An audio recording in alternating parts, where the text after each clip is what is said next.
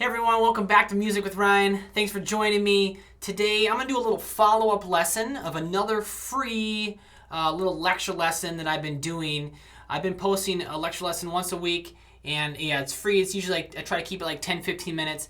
And I'm always going to be trying to do a follow-up lesson to kind of give it some more depth, okay? So you can start to apply it even more. People have been asking questions on my lesson page at my website. They say, how can I use this? Can I use it in different keys? How else can I apply it?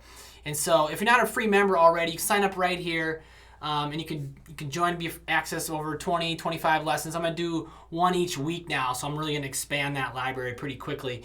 But again, if you're a member, then you're all good. You got access to it. But if you want to join the discussion, the questions, sign up right here. So E Major Pentatonic, that's what I want to talk about today, because the lesson that I'm referring to, the follow-up lesson, maybe I'll shoot up a link here to the follow-up lesson, it was G Major Pentatonic.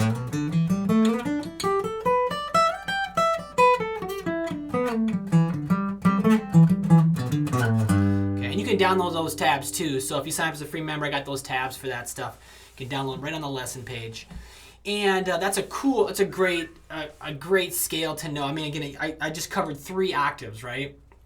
And I have a lesson like You Ain't Going Nowhere. I have a whole solo kind of bass out of that. And it's just a good one to move around the fretboard. You know, we definitely want to get outside of that and learn more stuff. But that's just a good one to know. You know, I mean, it applies to a lot of genres. So some people got to asking, well, hey, if I do it in E, if I start on the low E string, because the shape I showed with the G Major Pentatonic was all closed, meaning all fretted notes. And they were wondering, well, hey, if I start on a low E, open, and then did the same, proportional scale or the same intervals, is it the same? Is it still a major pentatonic? I said, yes, of course it is. So I wanted to follow up, and again, I said, the major pentatonic to me kind of sounds like a sweet sounding blues. And it always reminds me of the Allman Brothers. They use it all the time. And there's a good one here I'm going to show you in a minute out of this scale. And I want to do the Amazing Grace was another an example that I did for G major. And I'm going to try to show it here on the E major too. So real quick, what are the notes in your G major or your E major pentatonic at E major? And so E's a little trickier because there's 4 sharps. So you got to know your sharps and flats out there, folks. You got to know the names of the notes on your guitar, okay? And I'm going to post some more lessons about how, learning the circle of fifths, what it means, and memorizing your sharps and flats. Super important if you want to kind of get to the next level. Like, there's just kind of no way around it, really. So anyway, E major pentatonic. What are the notes? Well, okay, it's always the first note of the scale. So in this case, E is the 1, is the tonic, is the root. E, and then we go 2, F sharp, 3, G sharp, and then we skip up to the 5th note of the scale, B, and then we use the 6th note of the scale, which is C sharp. So it's always, again, any major pentatonic scale is always going to have the same formula. It's going to be the first note of the scale, 2nd, the 3rd, the 5th, and the 6th. And I put these little triangles above them, or upside down triangle, or whatever you want to call it. That kind of means scale degree, okay? So 1, 2, 3, 5, and 6. So if you know your sharps and flats, then you can build any major pentatonic scale, in any scale for that matter. Great practice. Takes a little time first, okay, but it's great to do. So I'll play it for you. Okay, we're going to start on the open E, the low E. And then if you download those tabs, if you kind of memorize the shapes, then I'm going to do the same proportional thing. So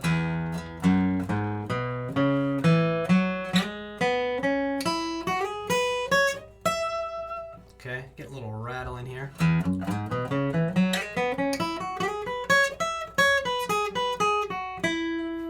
Okay, so it's the same 3 octave scale I did for G major, I can do it for E. And a lot of cool stuff. I love doing it. And I often find myself, something I didn't talk about last time is this little shape right here. little more of an intermediate advanced style thing, and it's kind of a D shape. And if I move it up here, it's E. Okay, so 4, I'm on the 4th fret, 4th fret, 5th fret. Okay, that's an E chord. And I fingered it a little differently. I barred across the 4th, caught the B string with my 2nd finger on the 5th fret, and then I do this. I grab the 6th string D, or no, I'm sorry, D string, 6th fret, and I put my 3rd finger there, okay? And then now I got a little inversion of that chord. And if I add my pinky, which is hard on the acoustic to get this whole shape on the 7th fret, that's an E note. It makes an E. This is just another way to play E chord. Again, it's more of kind of, I think of it as a D shape. Okay, so I definitely, I find myself there a lot when I do this.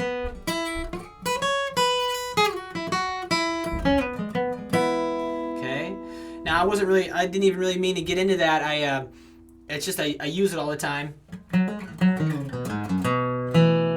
I thought you should know about it. So, and I can go more in depth about that if you guys have questions more about. That's a great shape to know because you can move it, and we want to be able to move things. We want to be able to transpose and not get stuck to one key, right?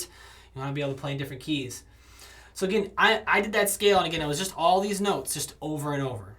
Okay, so you got to know that, you know, E, F sharp, G sharp, B, C sharp, then it starts over. E, F sharp, G sharp, I got a shift there. B, C sharp, back to E, 5th fret B string. F sharp, G sharp, B, C sharp, E. Okay, so the one cool lick I was doing that it reminded me of the Allman Brothers tune is Blue Sky. You're my blue sky, you're my sunny day. That's one of my favorite tunes, and that lick is exactly in that scale.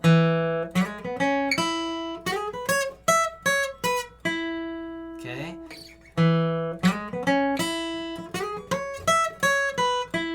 Okay, such a great lick, and that was the E major pentatonic, you know. And the other example that I want to show was Amazing Grace, because we did Amazing Grace in the key of G. And so just to show you how it'd work. Amazing Grace, how sweet. Okay, I gotta get the tune in my head.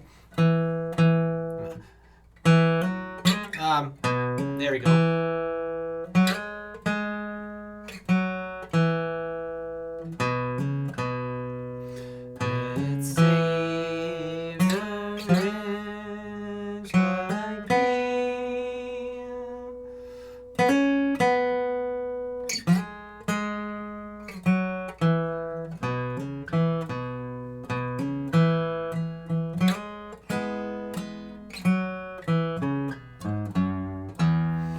It just has a different resonance about it. I really like playing the key of E too, for that reason. Get some more open strings, but okay,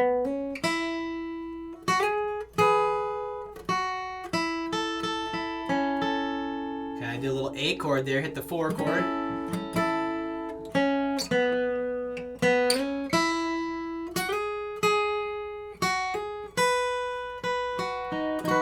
I did a little B chord there. I had a lesson about this kind of cross picking with this shape right here, this little mini F shape I call it. Oops.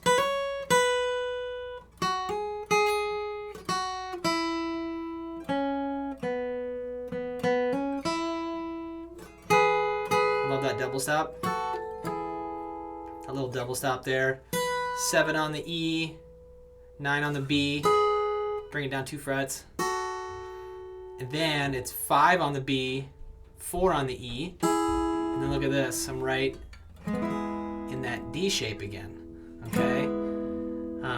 Again, and I'm kind of brushing over this stuff kind of fast. I mean, this stuff takes time to learn. I'm going to repeat myself, sound like a broken record maybe, but you have to apply it. You have to try it. Pick a simple melody that you know. Transpose it. It's work. You know, it's a little bit of work. As I've experienced anyway. I mean, sometimes it's not always work, you know, it can be fun, but it does take a little work to be able to kind of move things around and play in different keys. So yeah.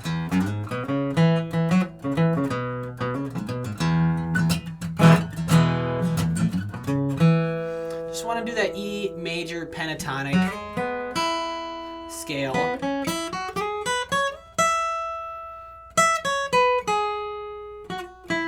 And you know, if you start to learn some other patterns,